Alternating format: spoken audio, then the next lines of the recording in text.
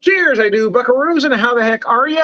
Some of you may be able to recognize the man on the other half of the screen as Jersey Johnny, the one and only Jersey Johnny. Mr. Johnny, what are you drinking tonight at the pub with the beer and whiskey whisperer? Tonight I am drinking for the first, if we get to a second, but Jersey Girl Brewing. Chuck Aaron owns Jersey Girl. He's been on the Log Room Guys, a couple shows with us. This is maple porter.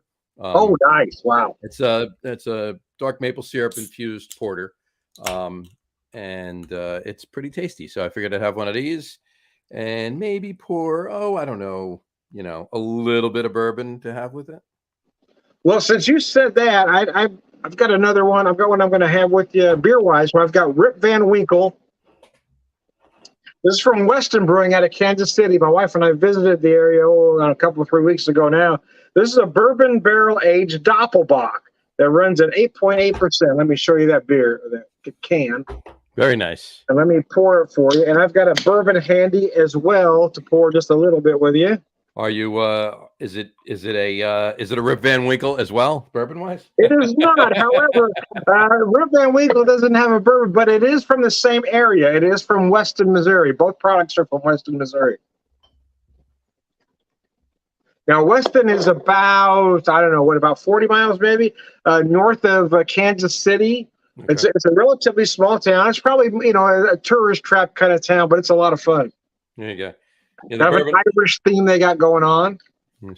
Bourbon I pour is a little bit more of this, just Hudson whiskey. It's Bright Likes Big Bourbon. It's one of their incarnations of their bourbon. It's from New York. Obviously, you got a little bit left. Okay, a little bit left. Yeah, this was actually a bottle my daughter bought me for Christmas. So tell me a little bit about that distillery out there. It's upstate New York. It's pretty tasty. I mean, they have a few decent bourbons. They're not, and I don't mean any disrespect by this. They're not blowing the doors off with their bourbons, right? But they're all pretty solid. They're all, and my point being is they slot in above average, because there's a lot of bourbon out there. Let's face it now, right? But as far as the small batch local distillery, their bourbon slots in above average. But will you find like for instance, like there's on my bar over here, you can see it right. There's the Nautical Twilight can right there. There's a little bit of a bottle peeking through. That's Widow Jane. Widow Jane's in Brooklyn. That bourbon, with all due respect to Hudson whiskey, Widow Jane is better, but Hudson whiskey solid bourbon. They do a decent job there. So I poured it in my Peerless Distilling. Oh, nice. There you go. That I got in Louisville at Peerless. So what's the ABV on that bourbon? What's the proof? I bet you're talking about beer. What's the proof? Well, it's not barrel proof. It's 46%. So 92 is pretty healthy still. Yeah. I do have one. I would love to share this one with you personally. Well, when you come out for when the brewery opens, you bring it with you. So I found this one when my wife and I were up in Weston from Holiday Distilling out in Weston, Missouri. They have a soft red wheat bottled and bond at 100 proof that I can buy in Springfield. But when I was at the distillery, they had a Rick House version. Oh, really? Missouri straight bourbon whiskey. They're soft red wheat. This one is at 119.9. Let me show you that. Oh, wow. That is nice. But what's scary about this whiskey, though, isn't the 119.9. It's how easy to drink that 119.9 is. It does, yeah. It sneaks up on you, or it doesn't even exist. I'm going to give myself a relatively short pour here. Yeah, I only took about an ounce. I'm going to pour about an ounce in my Holiday glass. I'll show it to you here when I got it poured. I got a Holiday Glencairn here. Very nice. Oh my God, the nose on this thing is just insane. Oh yeah, this is really tasty. So it's pairing nice with the maple porter too. So on a previous episode, you and I were talking about. I was talking just in general about kind of the state of craft beer and I don't know. maybe I'm not sure what the right word to use is. The state of craft beer today. How we're losing a lot of old classic breweries. Oh, sure. Oh, yeah. I mean, well, we've talked about it. We talked about it on the Christmas in July episode with John and Dave on the Log Room guys. And that's and you know what, we did come to the conclusion that, I mean, we're partly to blame for it, right? Because this industry is a what have you done for me lately industry, right? And they want the new flavor, and local too. And don't get me wrong, you need to drink local. You need to support your local breweries all over the place. You have to. And then this statement by any means does not by any means says stop doing that, right? But remember where your love of craft beer came from. It came from the Anchor Steams, right? It came from the Allagash White. It came from Sierra Nevada Pale Ale, right? Now, I don't think Sierra Nevada is in any danger of going anywhere, nor is Allagash, knock on wood, for that matter. But in any event, Anchor, I mean, Anchor Steam is an amazing beer. Hands down. Anchor Porter is one of the best porters around. I should say was at this point, right? And even John last night he was doing his Thursday night drinking. He was toasting Michael, obviously, last night on Honest Craft Beer Reviews. And he had a Old Foghorn, great barley wine. See, I love that beer. That was always one of my favorites. I think that beer was just incredible. It was one of the first barley wines that were readily available. Sure, absolutely. American barley wines, maybe I should say. And then can't leave out Christmas ale, right? I mean, that just goes without saying. But OSA, the Christmas, that thing is just gorgeous. These are gone now, unless the workers, the employees, the brewers, they've been trying to start this grassroots campaign effort to try and drum up investors and buy the brewery back from Sapporo's clutches of destroying it. And well, that's what they did, right? They just goodbye. It's done. Everything just sits there. So buy it back and let it thrive again. Now, that's not to say we're gonna at any point in the future going to have Anchor Steam, Anchor Porter, Anchor Christmas, any of these beers readily available to us anymore on this side of the United States, and even your side of the United States, right? I mean, you're west of the Mississippi, but you're right near it, so mid coast you are, right? We'll call it. So but the beer will still be able, somehow or another we'll get it, right? But at least it won't be gone. It'll be back, and I hope that does work. But until it does, it's gone. So just remember, if you hear of a brewery hitting, a brewery that, like I'm gonna use Sierra because they're not going anywhere. So I mean no ill will to Sierra, but let's say the story gets out that Sierra is expressing, experiencing some hard times, right? Get out there and buy Pale Ale. I'm gonna do my part every year, right? I buy like 97,000 cases of Celebration Ale. So just for myself, and then I get everybody else that comes over some too. Anyway, get out there and just remember to pick it up. Remember to stop by and grab the beer that you liked way back when, before there were so many local options. Don't by any means forget about the local guys, because you need the local guys, the big guys. And when I say big, I mean Anchor, Sierra. The big guys were little guys once. So, in order to get the new big guys, we need to support the little guys. So we need to do that. And speaking of supporting little guys, Jersey Girl right here, this is pretty tasty. It's a great roasty, deep porter, easy to drink too. It's not like super thick, but the maple in here is really tasty. And there's a slight smokiness to it. And I had asked Chuck, owner of Jersey Girl, Chuck Aaron, on a show that he was on. I asked him about that. There's actually a subtle nuance of smokiness to the maple syrup directly from the tree. So it's it works pretty damn well with this beer. Good. So That's one of the reasons I chose this beer when you said you're doing that. So, well, I can't use just a regular beer. I got to have something just a little bit different. So I picked this one. But again, it's I want to do two Weston products from Weston, Missouri. Weston is a very, very small, very, very small brewery.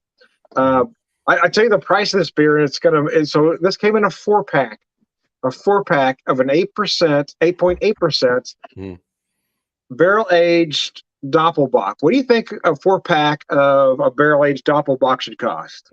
A 4-pack, 12-ounce can? 12-ounce can. 4-pack, 12-ounce can of an 8.8% barrel aged Doppelbock. Yeah. I mean, in reality, it should be in the high teens. It was $7. $7. Yeah, a barrel aged Doppelbock. I mean, a 12-ounce cans, but a 4-pack, you should probably be looking at maybe 16, at least $16, $17. So $7, yeah. Why you should have bought a case? I would have taken half of it. See, and I wish I would have now. So here's the thing: they do have a special if you buy a case of beer, and I did buy a case of other things of 6-packs for it was $25 for a case. I added this at $7 extra. Went from $25 to 32. And I was kicking myself for not buying another one because this beer is just insane. Yeah. I love a good Doppelbock, and to put some bourbon notes on it, it makes it even better. Yeah, you know what they've done well here though is it does have some bourbon notes, but it doesn't take over the Doppel. I love a barrel aged beer, but you don't want that barrel aged, you don't want that bourbon or whatever it's aged in to take over what that original beer was. No, you don't. You want to still taste the original beer. You just want it to. But you want to taste it. Right? You want to taste it, but you want to support it. Yeah. I want to taste the oak. I want to know the oak's in there, right? I want to taste that. I want to feel the bourbon notes, but I don't want it to take over the original style. And you can really feel it here. Now we had when on the way to CBC Craft Brewers Conference in Nashville back in May, we actually stopped in Knoxville on the way we had lunch on the way from Asheville to Nashville. We stopped in Knoxville, a bunch of Vills that day. A lot of Vills, man. A lot of Vills. And we stopped at Schultzbräu Brewing, big German brewery in Knoxville. And they had a bunch of Doppelbocks. They had a bourbon barrel aged Doppelbock. They had a rye barrel aged Doppelbock. They had a port barrel aged Doppelbock. Oh my gosh. They were all fantastic. See, that's the thing. You usually see a barrel aged stout or barley, but when you see a Doppelbock, oh my gosh. Yeah, it was fantastic. So I mean, you've got a brewery that's relatively new. You're looking to get a building up. As you look at the state of craft brewing today, what are your thoughts? I mean, what are you excited about? What are you concerned about? I'm excited about everything. I'm concerned about everything. That sums it up to you. No, I'm excited. I'm excited for the venture. I'm excited to give our offerings. Look, we're not going to do anything that we're all right. So here's a good way to segue back into what we were talking about through the messages on your first show. There's a lot of breweries out there that do just IPAs. Maybe once in a blue moon they'll do, and I use that term as a pun. Once in a blue moon they'll do they'll do a different style, right? One off different style, small batch, whatever, just for the brewery only, whatever. But they're an IPA brewery, right? Like for instance, I won't mention the name, but I was in May, and I won't say what city it was in, but in May we went to a rather well known in that area brewery, and their tap list that day, they had 12 beers on that day. Right? They had a Vienna lager, a Pilsner, a pastry stout, 12% ish, a regular IPA, and 8 double New England IPAs. That's fun. That was their top list that day, and they were packed. You know what? Look, the IPA craze is not.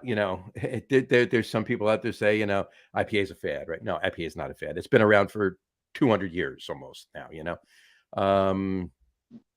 But New England IPAs are a fad. No, they're not. They are, but they're not. They're not going anywhere. So here's my question. Plateau, but they're not going anywhere. is it a season or is it a regional fad? Right. And I say that because hazies are popular here, but there's not one brewery in town here that could sustain 8 hazies on tap. Right. So I feel like it's more of a East Coast thing than it is here where I'm at. Sure, of course, because I mean the whole hazy craze started. I mean that's why there's a Well, reason they're called that's New why I England say that. IPAs, Yeah. right? But now, I mean, there's a lot of people branching out. They're calling them Northeast IPAs or East Coast IPAs. Um, One brewery in New Jersey calls them New Jersey IPAs, but he actually does something a little different to call it that. So they use Kolsch yeast. Kolsch yeast. Oh, that is different. I like to taste that. That sounds very interesting. Pretty good, pretty good. Yeah, and you know who I'm talking about too. What brewery that is? I do. Yeah, exactly. We can mention his name on this show because he's not going to appear on this show. He You appears know, on- well, see, I would like to get him on this show, but with respect to you guys, I'm not going to ask because it's for you. You know. Ask away. Have at it. But in any event, it's Carton Brewing. But in any event, Well, yeah, I'm too small. I'm small potatoes. He's not going to do my show, but yeah, I would love to get him on here though. But he's a great guy. But he's almost as much a character as I am, I would say. Character and a half. He really is. Gotta love him. But you know, there's breweries that do nothing but fruited pastry sours. Yeah. Nothing but fruited pastry or fruited pastry stouts or just pastry stouts. You know, Belgian only breweries. There's only 2 that I know of in the United States that have succeeded. And you can't even say one of them is Belgian only. Like Allagash is as heavy Belgian, but they're not Belgian only. But Ommegang, you know, is virtually Belgian only with a few little exceptions. They succeed. But then again, Ommegang has Duvel Morgat money behind them. That was going to be my next comment. Yeah. They're not small. They're not that small. No, they're not that small. They're not small anymore. So you want to open up a small local brewery and go Belgian only. That's a recipe for going out of business in a couple of years, easily, quickly, or at most, I should say.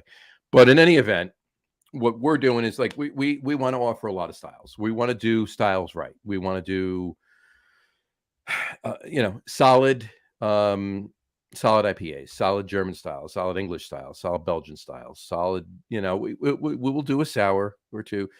We will not put, you know, Milky Ways in a beer. Right? Because who wants to clean that boil kettle? But yeah, that was my thought. Yeah.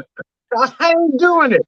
Exactly. But you know what? I mean, I you know, who's to say never, right? Who knows, right? But for all intents and purposes, there's no plans to. But you know, we'll have the IPAs because you got to keep the lights on, right?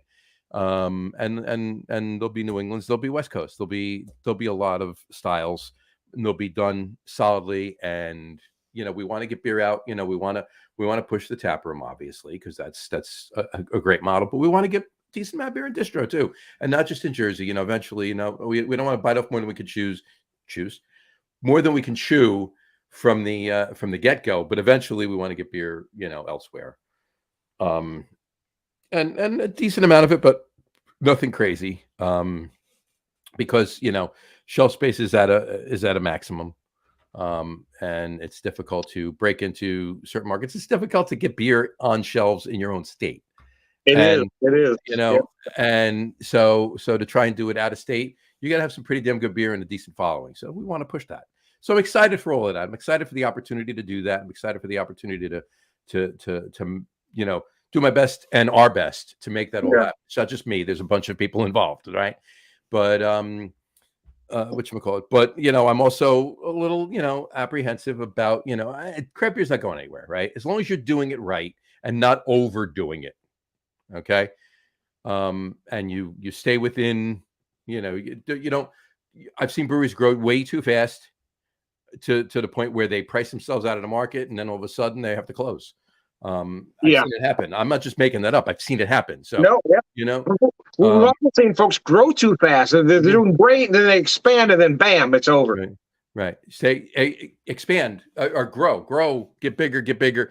Have a problem where you're having the issue of making, you know, not being able to make enough beer to support everything. That's a good problem to have. Yeah, that's a good problem to have. Don't get overextended. Keep that problem for a while. Find smaller ways to alleviate that issue. Mhm. Contract brew a batch of beer here for distribution or there. It's still your beer, right? It doesn't matter. It's still, if everything's done right and the right ingredients are used, it should taste the same. So, there's always that. But there's ways you can do it without doubling your size, taking out a bigger loan, taking on more than you can handle, and then all of a sudden you're like, oh my god, I shouldn't have done this. So you got to do it smart. But like I said, I'm excited for the opportunity and cautiously optimistic that we'll be able to handle it the right way. Well, to go along that theme, many, many, many years ago, I worked for a theater in Branson, and it was a performer that was really expanding big. Most of the theaters at the time were between 500 and 1,000 seats. They opened this big 2,000 seat theater, and they were sold out, sold out, sold out. So people came to him and said, well, "Are you going to open a bigger theater?" They said, "No, we're going to keep this one because we want it to be sold out, sold out, sold out. We want people standing in line knowing they can't get a ticket." Exactly. But comparing that to, or it's the same concept, right? You want people to be able to find you. Right. Here's a concept, right? Open your brewery. Get it to max out your brewery, max out your space, max out your distribution, max out your production, max out what you can do, and sustain it, right? Don't have it fall off because now it's hard, right? Just sustain the level, kind of along the same lines, right? And find ways to alleviate that problem. But if you really want to brew more beer, go to another state, take some money, go to another state, and open another brewery.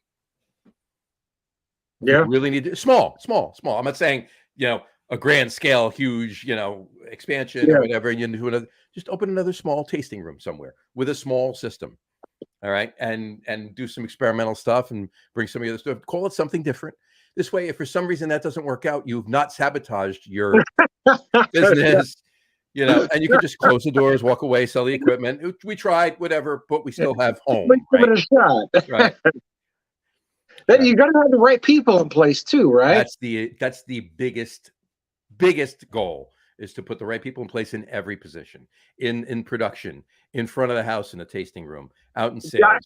I keep saying the right people everywhere.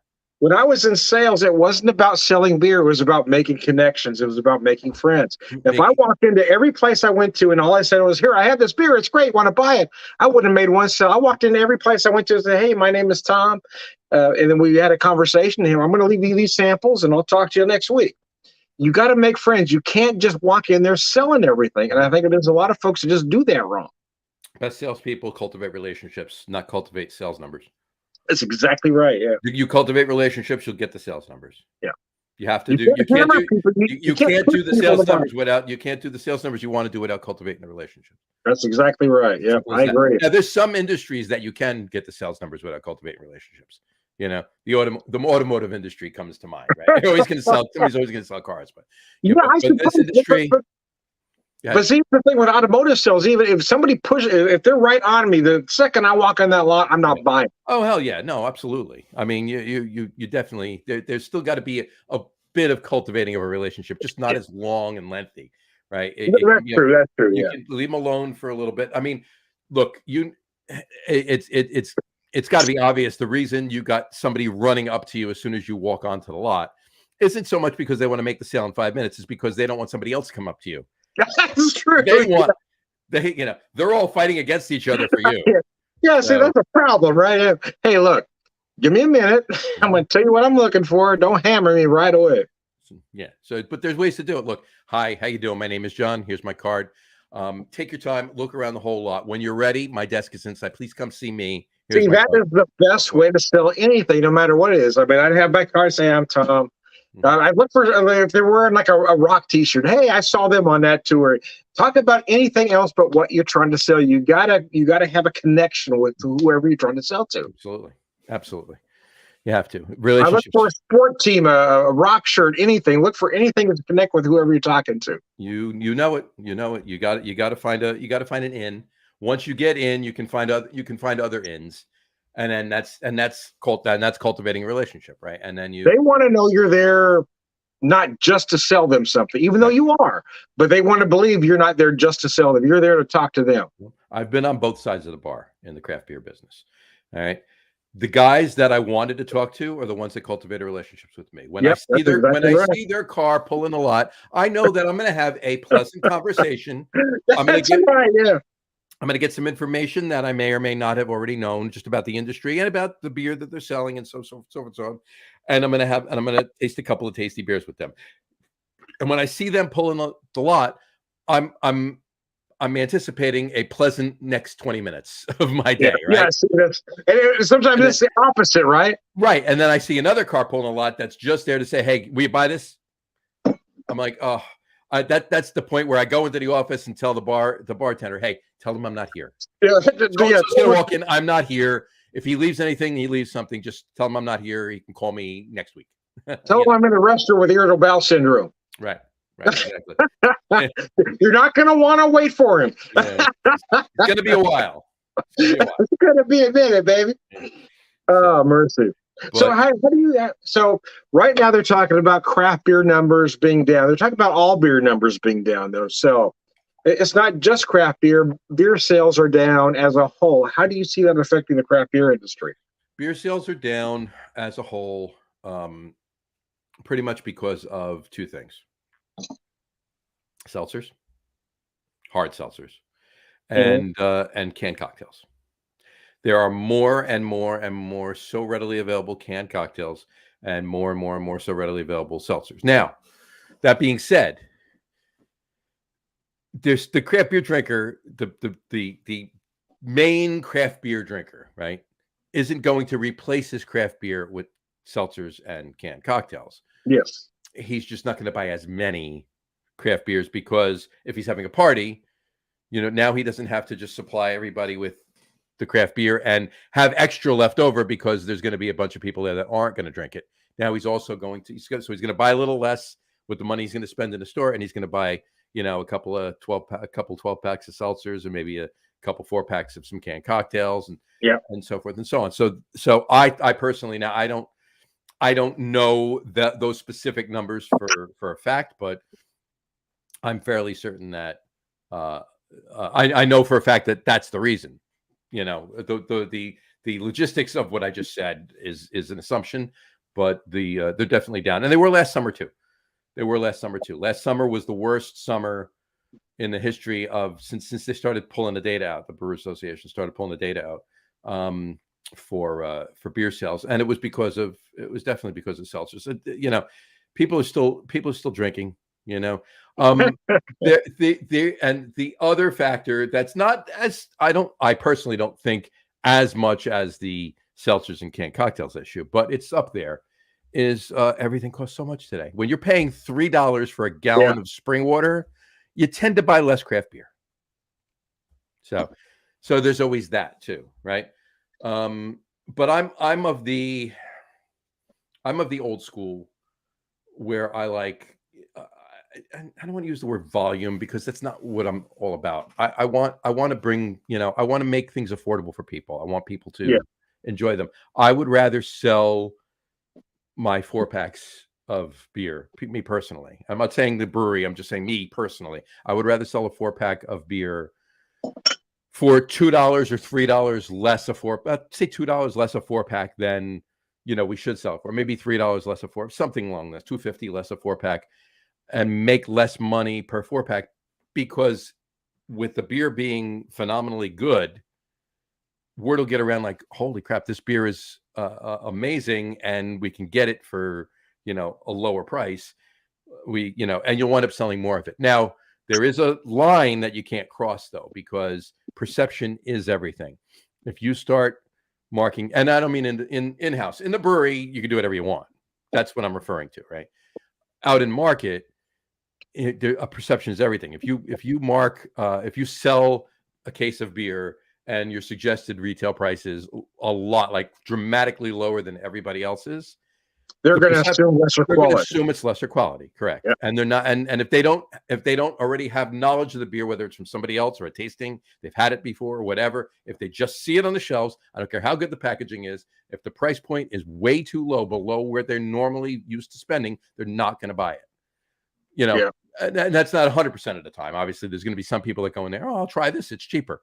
And then they're going to be pleasantly surprised when they drink it, right? But you still have to meet that level. So you can have it be a little bit lower. But I mean, in-house, I would rather, I would rather see things go out the door for a little lower and make a little less money on them, because you'll wind up selling more of that product, and you'll go through it faster, and you'll be able to back it up more. So that's my take on it. And it helps with the economy right now too, right? Hey, come here.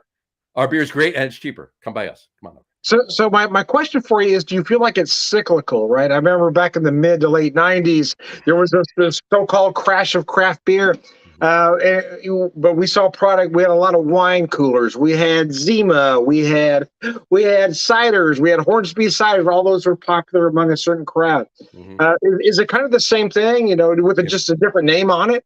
It is. It is, and it isn't. It is because just for the simple fact that it is. Absolutely. If this industry is doing well, let's try this. Hence, back in the 90s, Zima, wine coolers. I mean, wine coolers go back to the 80s with Bartles and James and all that stuff. But they were still big in the mid 90s, and we don't see it. I mean, California Cooler went out of business, and then even with cocktails back then, if you remember the Jack Daniels Lynchburg lemonade, they came out in the early 90s. It was 91. Jim Beam had some out too as well. Right back then, yeah. So, and the ciders started going up. So it's cyclical in that respect, because that's always going to happen. When one industry succeeds, another one's going to try and ride some coattails. That's closely related to it, right? So you got that. But as far as it not being cyclical, I think the economy right now, and which God willing for all of us, and I don't even just mean because of a brewery that I'm opening or because of breweries we want to visit. All of us in general, hopefully it levels out soon, right? But between that and the fact that the sheer amount of available product, it's causing an issue as well. And that being said, if you're doing it right at your brewery, all right, and you're doing it right in your local market, it shouldn't be an issue for you. A local brewery, and unless they're just ridiculously large, unless they're just ridiculously so much beer coming out of there all the time, a local brewery, even not tiny, can succeed in just their local market. They can make it work in just their local market. So, if you can do that, and look, they can make it work in just their local market with a lot of people around them too. I always say, one of the things I always say about the industry when we talk about how much of a co-opetition it is, you want to open your brewery somewhere where people can get to 2 or 3 or 4 other breweries relatively quickly from you. Yes. You want to be in a grouping of good breweries, so that you're on the list. It's not just the local, hyper local people coming to your tasting room and buying your beer locally. It's people traveling from other areas of the state. It's people traveling from other areas of the country, planning vacations. If you are fortunate enough to be in a vacation destination to some extent, planning it around that, and they're going to want to visit your brewery because they're going to want to visit a bunch of breweries. To plan I do it. I plan trips around going to breweries. Samurai does as well. I know plenty of people that do that, but you can survive that way, right? It's when you get bigger that you need the expansion as far as your distribution goes, that you need to that's where the numbers start to get fingernail biting, like, okay, am I going to be able to sell enough beer this month, this quarter? My C is going to be right, so there's a lot going into that. So, but they got to go hand in hand. But yes, to answer your question with one straight answer, yes, it's cyclical. But what if I was listening to you right? You're saying don't grow above your capabilities. Right. Don't grow above your capabilities faster than you need to. Yeah. And don't get overextended. Yeah. If you're going to grow. Just don't get overextended. Grow with what you need to. But you might not need that big. I don't know how many breweries I've seen buy this big property, got this big thing going on. All of a sudden, they're out of business. Right. They were great, then they're gone. Exactly. Get to level one, right? Whatever you deem level 1 is, get to level 1. Yeah. Ride level 1 for a little bit. Let's see. Here's my next question: is Then increase to level 2 and on from there. That. But should it be about that? Shouldn't it be just about what if you had this great small brewery in this great little neighborhood and you're doing just fine? Do you really need the growth? Should that be the question you're asking? Well, no. I mean, well, here's the thing. You don't need to drive the growth factor, right? I mean, if you're happy with your little corner of the world, why do you need to be a big fish? Right. The only way you're going to grow, not organically. Yeah, growing a brewery is organic, or it should be organic, right? You need to get to the point where that level 1, like your sales and your tap room and your local sales and everything else are going to get you to level 2 without you even, it just organically, just naturally, it's going to get you to level 2 and then level 3 and on from there, right? Don't force growing. Don't force going from level 1 to level 2. Let it happen on its own. Now, if you're doing it right, if you're brewing the right liquid, if you're giving the right experience in the tasting room, if you're getting the beer in the right locations and you're promoting the right beer, the right way, marketing wise, advertising wise, on social media, everything, because that's all important. If you're doing all those things right, you will organically grow. It will just naturally happen, right? If any one of those factors isn't amiss, if the liquid isn't as good as it should be, if your marketing plan isn't right, if your beer's okay, you're in a tasting room, but your beer's not in the right locations out of house, out off premise, and if your experience, your visitor experience in your tasting room isn't pleasant, if any one of those things, it's going to be more difficult to grow your brand, right? Yeah. But if you hit on all of those sort of things, you're going to naturally continue to grow. It's just going to happen. So don't force growing your brewery. Open up, work on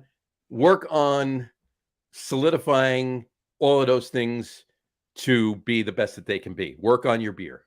So you're dialing on all your recipes. Work on your tasting room experience. Work on getting the beer in the right places. Work on marketing in every respect your beer the right way. Doing and getting it in front of people, doing beer fest, doing tastings in locations, doing beer dinners, doing tap takeovers, doing all of that. Work on that, hone that craft, and your brewery will grow. There you go. Naturally. That's what I mean. Honestly, I didn't invent that. That's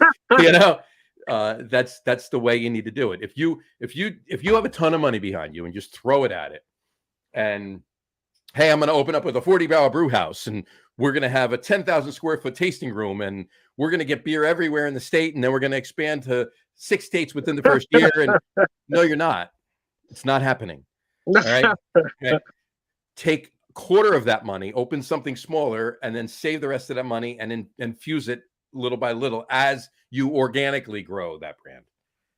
That's what you need to do. Anyway, I'll step off my soapbox now. No, it's okay. But I got to ask another question at the risk of being labeled a pinko commie. I got to ask this question. What if you don't want to grow? I'm saying, what if you got this great neighborhood brewery in a small little spot and you're doing great? Mm-hmm. I think my question is, I think as Americans, we're conditioned to think everything has to get bigger. You have to become a millionaire. You have to do this. Everybody's got to become Steve Jobs or whoever. You got to become this person. I've always wanted to be whoever. I've always. That's true. But what's wrong with just having a great product in a great town and just having a nice spot? You're absolutely. Why is that a bad thing? It's not a bad thing. It's not a bad thing. And what I meant was, you don't need to. You don't need to grow. If that's all you want, hone your crafts of each of those atoms. That's the answer I was looking for. If you're doing a great product in a great neighborhood and you're doing fine, well, I meant by that was like, if you're fix it. Well, here's what's gonna grow, right? Your demand for your beer is gonna grow. That's what's gonna grow.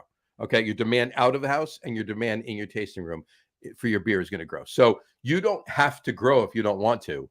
You can continue that same demand, but you run the risk of falling into the category of, I want my I want more of this beer, or these people want more of this beer. I can't get this beer. You sell out too quick. I can't get to your tasting room as quickly when you have these small batch beers, right? Yeah, I can't get to the store, right? So you run the risk of annoying enough of the population where they'll find somebody else that they can get it from That's doing easier. that. Yeah. Okay. So what I mean by that is if you're fine with staying that way, have at it, but you should be able to expand enough, whether it's adding another tank, whether it's adding another 2 tanks, whether it's contract brewing one batch that sells so much so you don't ever have to brew it in house. It's for distro, you have to brew it in house. In New Jersey, you can't sell your beer in house in your tasting room, and you can't sell anything that you haven't brewed in house. Oh, really? Okay, I didn't know that. So if I contract brew a batch of beer, it can only be for distribution. That's it. Oh, that's wild. I can't pour it in my tasting room, right?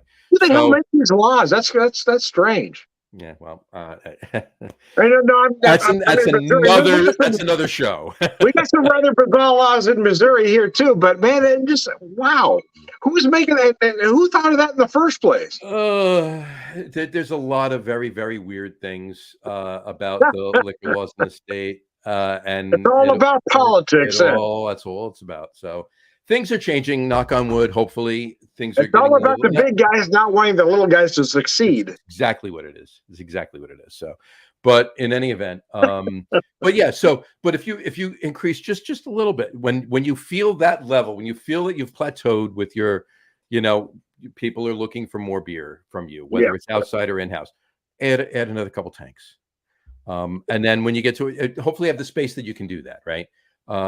Maybe add some mid-range tanks. So now you can use your smaller tanks for other things, and things that were selling more, you can brew bigger batches of them. You got an R&D facility, right? You just little things. You don't have to immediately have an influx of a ton of cash and triple the size of your brewery. No, that's bad too. Just little by little by little. That's it.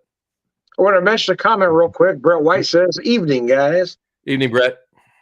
Here's to you, man. Thanks. So tell me about that bourbon you're finishing off. Me? Yep. Oh, I thought you were talking to Brett. No, the other guy. I don't know that he's drinking bourbon, but you tell me what bourbon you're finishing off. It's really tasty. It's pairing well. I've been trying to drink it. I've been trying to go back and forth with it. It's pairing really, really well with this maple porter. It's got a really nice oaky nose. A little bit of vanilla. A little bit, very, very, very teeny bit of caramel. So you're feeling more caramel than toffee, I'm guessing? More, yeah. Yeah, definitely. Any molasses? Sometimes I feel some brown sugar in there. Not much, but that could just be the porter taking those flavors away from me, Yep. I had that conversation with your cohort a while back. Oh, did you? And what did he have to say? No, about see if you're eating this and you're drinking this, you're not going to feel this. You're not going to be able to get, it could very well have great molasses flavors. I'm not getting them because of the porter I'm drinking with it. So Brett says he's drinking God, I can't read that. Drinking a Budweiser. Here it's the end of the night time. Yeah, it's getting late, man. No, in my neck of the woods, it's only about 8:30. So. Oh, geez, he's looking at about 2:30 in the morning, right, Brett? Oh, he's in the UK. Oh, yeah, he's in the UK time, so he's about 2:30 a.m. Yeah, it's 9:30 here. It's 9:30 by me. It's 8:30 by you. It's 6 hours. I think there's 6 hours difference from where I'm at. 6, yeah, 5. So it's 2:30. It's 2:30 in the morning for Brett, and Brett, go to bed, man. It's tomorrow. We're talking to Brett tomorrow. Brett, go to bed, buddy. Go to bed. Go to bed. Yeah, my dude. Call it a night, Brett. It's over, baby. Well, look, he picked a good way to, have his night finish up. So cheers to that choice, Brett. Appreciate it. So, Mr. Jersey John, any party words tonight? Brett, yeah, I was gonna say, Brett, make sure you check out the Log Room Guys podcast next Tuesday. Actually got a local guy talking about local breweries. Got a local guy, Dave Anderson, and his wife Erin. The two of them own. Oh, nice, very nice. Two of them own Buttsville Brewing, out in Western Jersey, out I'll try to tune Belvedere, ish, out west of Hackettstown. Yeah, they have a nice little brewery. They're putting out some tasty beer. known Dave for a while. And Dave, two Daves on the show. Me and Aaron will be outnumbered, but which we call it. Dave and I have a couple of his beers to drink on the show too, so we'll be imbibing some of his. There you go. There you go. But before we wrap it up, let me ask. Thank you, Brett. Appreciate it. 6:30. The Log Room guys on Facebook. Just check it out. Tom's been on a bunch, so you can see any of the links on his page too. But I'm gonna ask you a question. All right. Before we finish up with the show. A week from yesterday, next Thursday starts kicks off the NFL season. Uh-huh. How are your Rams going to do this year? I don't care.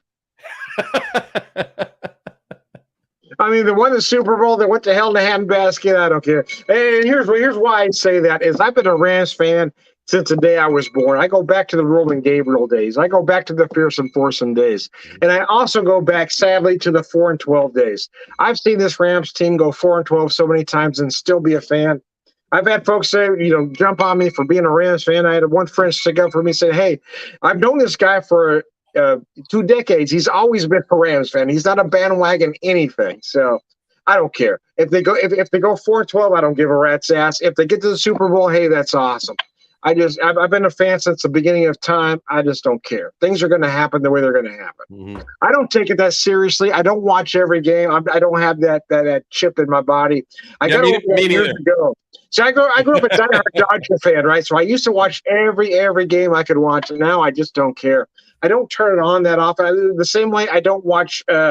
Same way I don't watch cable news programs. Mm-hmm. I don't watch any of it, so it doesn't affect my daily life. I don't get mad. I hear you. What you call it? Yeah, I don't go that crazy about sports either. No, I obviously do. I love reading your comments on Sunday. Oh, Johnny's having a bad night, man. Yeah, but you know what? I mean, everybody jokes about it, but I can be like, the Giants can be winning 32-3. And there could be 2 bonehead plays in a row, and I'm still bitching. But half of the time it is joking. So anybody that does see me and does see the comments and is friends with me on Facebook and does see all of that, some of the time it's for real, some of the time it's not. Right? Well, see, that's why I don't watch every game for that reason. Because if I'm watching the game, I take it personally. Right. If I'm looking at every game and go, how could that motherfucker miss that catch? I couldn't catch it. Right. Hell, there is no way in hell my stone hands are going to catch that ball. But I'm mad at this guy for missing one catch. Right. Exactly. And there could be 100 reasons why he didn't catch that ball, right? But that's his job. His job that he's getting paid millions of dollars for is to catch that ball. Your job's not. Your job is to sit there, make no money, and bitch about the fact that he didn't catch the ball. That's what your job is. Even if he makes the next 10 catches after. Right. Doesn't matter. I remember back in the 80s, we had this Rams had a wide receiver named Billy Waddy. I don't know if you remember this guy. Billy Waddy, sure. Yeah. But he was supposed to be this big savior for the Rams. And I swear to God, that dude had hands of stone because he missed every fucking ball thrown at him. Yeah. I only wish that Flipper Anderson missed 1 or 2 catches in 1989. Yeah. Because the Giants might have had another Super Bowl. I just remember thinking, how did this guy get the job? How is this guy touted as the savior of the Rams when he can't catch one fucking ball thrown right in his hands? Unbelievable. But hey, it's all fun, right? I mean, hey, you know what? I'm cautiously optimistic about the Giants this year. Oh, yeah. You know me though. I'm a Giants fan. I'm also a football fan. There's only one team that I'm not a fan of. What's that? And that's the Dallas Cowboys. I can't stand. Oh, see, yeah. Why is that? I hate them too. I just America's team. Don't tell me it's America's team. Yeah, see, that's it. That's it right there. That's it. And I hate the fact that they're referred to. The only reason they're referred to as the America's team is because of the cheerleaders poster we all had in the 70s. Right. Exactly. It's not the team that was America. It was that poster of the cheerleaders. Nobody cared about the fucking team. It was that poster. Right. Only Dallas fans were. Now, I mean, there are, and they've done studies. It's been so long since Dallas was America's team. And you know, and when I say America's team, I say that tongue in cheek. Since the majority of the country, Yeah, as different states had a lot of Cowboys fans, right? yeah. I agree. The And Patriots it was, by I far would above say them it was now. all about that The poster. The reason they had fans was because of that poster. poster, sure, It wasn't the team; it was those cheerleaders. absolutely. And Well, I yeah, I had mean, that poster. It was 1977. Damn right, I had that poster. absolutely, I had it. But whatchamacallit, the yeah, I mean the Giants even outrank them as far as fandom all over the Real, state. that's So, fun. but they're still America's team. Look, that doesn't even bother me anymore because it's been how long since they were relevant, really? You know, I mean they're in it every year, division wise. Very so often they fall out of it. But whatchamacallit, but the main reason I can't stand the Cowboys now is their owner. But to be quite honest with you, I talked a lot of Cowboys fans I know can't stand them either. So you know, You're talking about Jones, right? Jerry Jones, yeah. Yeah. Yeah, so he's got a lot of property here in Springfield, Missouri, or he did. I assume he still owns it. So there are a lot of folks in here that love him or hate him for that reason, but I've never liked him. Yeah, exactly. Anyway, so we'll see what happens. We'll see what happens. Baseball season's been over for a bit for me now. Dodgers still doing, you know, they're in the mix, you know. I don't think any Past September, that doesn't happen often. I got, I refuse to get my hopes up because they had the best record in baseball last year and got eliminated rather early. I was rather pissed off, which is why I don't watch the games. Because if I watch every game, I just get angry. I become this person I don't want to become, so I don't watch any games. Mets were right there last year too. Mets won 101 games last year, and the Dodgers won 109, if I remember right. Last year the Dodgers won 100, and yeah, they were up there. The Mets and the Braves were tied for the second most wins at 101. Yeah. So hey, the only thing I care about, in all honesty, is that the Yankees aren't going to be there. As long as the Yankees aren't there, my heart is doing fine. I don't care if the Dodgers win or lose. As long as the Yankees get their ass beat, I'm okay. So what you're telling me is you weren't really happy in 77 or in 78. Oh no, I was rather pissed off. Yeah. But 81, you were fine. Yeah. Oh, 81, 88. 88. I was not fine in 88. 88 was a great year. Yeah. Yeah. So why was 88 not great for you? Because the Dodgers beat the Mets in Game 7 to go to the World Series. That's why. Yeah, I know. Well, yeah. And the Mets were having a better season. I couldn't help myself. And the Mets were having a better season in 88 than they did in 86 when they won the World Series. So. Well, the thing of it is, the Dodgers didn't have a great 88. I mean, they barely got to the playoffs. They barely won. Exactly right. The Mets should have roller skated through the Dodgers to get to Oakland. And Oakland was supposed to beat the Dodgers in 4 games. Mm-hmm. The Dodgers shouldn't be there. They didn't deserve to be there, and they were just going to get rolled over. And it was game 1 when Gibson hit that home run. Mm-hmm. I said, they're going to win. There is no way they're going to beat the Dodgers now. That's the momentum. Game 1 was all the momentum. And the Mets gave them the momentum. Yep. So anyway, but then see the other side of that is they had like a 30-year deficit with 30 years without winning anything, or 35 years, I think it was. 30 after 88. Yeah. Yeah. I mean, well, they were in it and lost, but they won in 2020, so 32 years. 32 years. Yeah. That's a long drought. Yeah. I mean, that's not Cubs long. Yeah. It's not Red Sox long, but it's long. That's long, right? This is true. This is true. Now the longest drought now is what, the Indians, right? So how long is that drought now? 54 was the last time they won. Oh, is it really? Oh, it's time. Yeah, it's time for them to shake. I'm sorry. The Guardians. The Guardians. Oh, yeah, they're not Indians anymore. So how do you feel about that? Did you feel it's too much PC, or do you feel it's time that certain stereotypes be taken care of? I don't know. I mean, it's a little different with them because, like, and look, this is only from things I've read, right? I didn't experience it. I wasn't an Indians fan. I wasn't a Redskins fan, right? So I can only go by what I read, what I heard, and some of what I saw too, right? I've seen that there were a good number of, American Indians, all right, that embraced the Redskins. They loved the fact that the Redskins were the Reds. It was their team, right? Mm-hmm. I mean, there were American Indians in Arizona, and Washington was their team because they were the Redskins, right? they were, they show up at games. They were wearing the Redskins garb and everything else. And so and I could be wrong. So please don't quote me on anything. I preface this by saying it. I'm not a shit stirrer.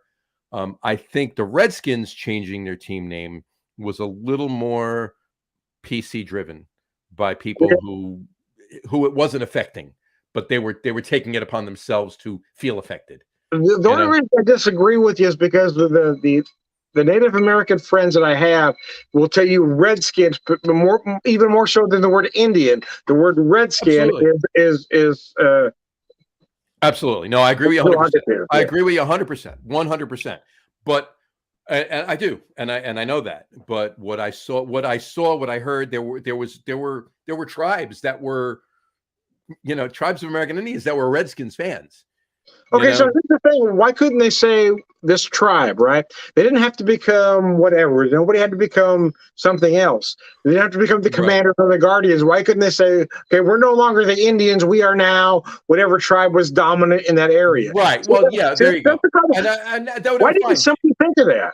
Try and change it to the tribe. Because, the tribe, I mean, they called the Indians the tribe, right? So calling the Indians the tribe, just the tribe. That was the nickname for the Indians. Like, the Yankees are the Bronx Bombers, and so the Indians were the tribe. Why couldn't they do that? The Redskins, I said this from day one. If they're going to change the name of them, 90% of the time when you referred to the Redskins, you said the Skins. The Giants are playing the Skins. Cowboys are playing the Skins. The Eagles are playing the Skins. Call them the Skins. Call them the Skins. And if you want to still pay homage to American Indians or whatever, there was a logo, I think it was back in the 50s, where it was just a spear, right? So that you didn't have a Native American with a headdress on and everything else with that logo. It was just a spear. So use the spear and call it the Skins. I mean, was that acceptable? I don't know. I don't know. Whatever. But Cleveland. Why can't you just use the exact tribe name? Why do you have to say Indians? Why do you have to say Redskins? Why can't we say the Washington whatever tribe? Washington Wallapalpacks. Yeah, why not? I mean, the Arizona Apaches. I think that'd be a cool name. That's actually a cool name. I actually like that. That would be okay. The Apaches. Well, why would that? How would that be offensive?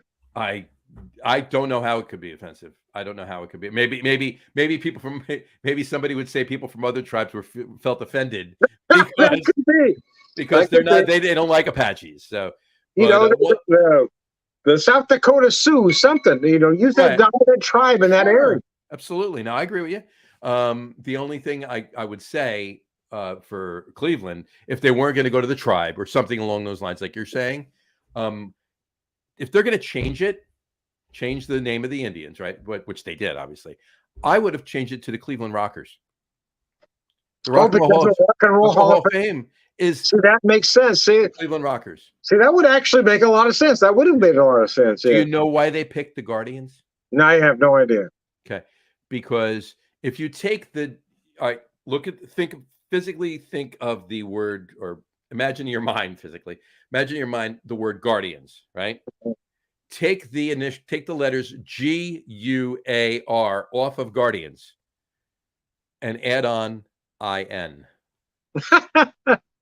Indians. It's the same script, and from the D on, it's exactly the same logo.